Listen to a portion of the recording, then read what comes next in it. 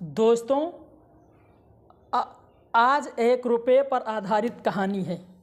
सुनिए। बहुत समय पहले की बात है।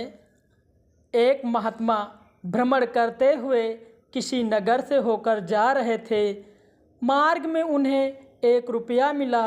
महात्मा तो वैरागी और संतोष से भरे व्यक्ति थे। भला 1 रुपये का क्या करते, इसलिए उन्होंने यह रुपया किसी दरिद्र को देने का विचार किया। कई दिन की तलाश के बाद भी उन्हें कोई दरिद्र व्यक्ति नहीं मिला।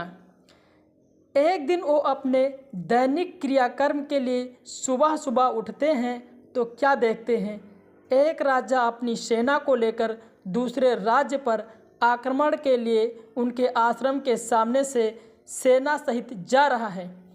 ऋषि बाहर को आए तो उन्हें देखकर राजा ने अपनी सेना को रोकने का आदेश दिया और खुद आशीर्वाद के लिए ऋषि के पास आकर बोले, महात्मन, मैं दूसरे राज्य को जीतने के लिए जा रहा हूँ ताकि मेरा राज्य विस्तार हो सके, इसलिए मुझे विजयी होने का आशीर्वाद प्रदान करें। इस पर ऋषि ने काफ़ी देर सोचा और सोचने के बाद वो 1 रुपया राजा की हथेली में रख दिया। यह देखकर राजा हैरान और नाराज दोनों हुए, लेकिन उन्हें इसके पीछे का प्रयोजन काफ़ी देर तक सोचने के बाद भी समझ नहीं आया।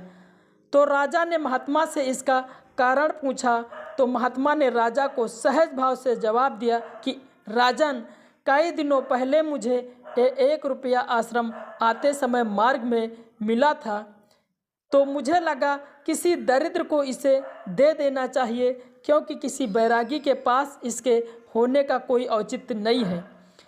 बहुत खोजने के बाद भी मुझे कोई दरिद्र व्यक्ति नहीं मिला, लेकिन आज तुम्हें देखकर ये ख्याल आया कि तुमसे दरिद्र तो कोई है ही नहीं। इस राज्य में जो सब कुछ होने के बाद भी किसी दूसरे बड़े राज्य के लिए भी लालसा रखता है। यही एक कारण है कि मैंने तुम्हें 1 रुपये दिया है। राजा को अपनी गलती का एहसास हो गया और उसने युद्ध का विचार भी त्याग दिया।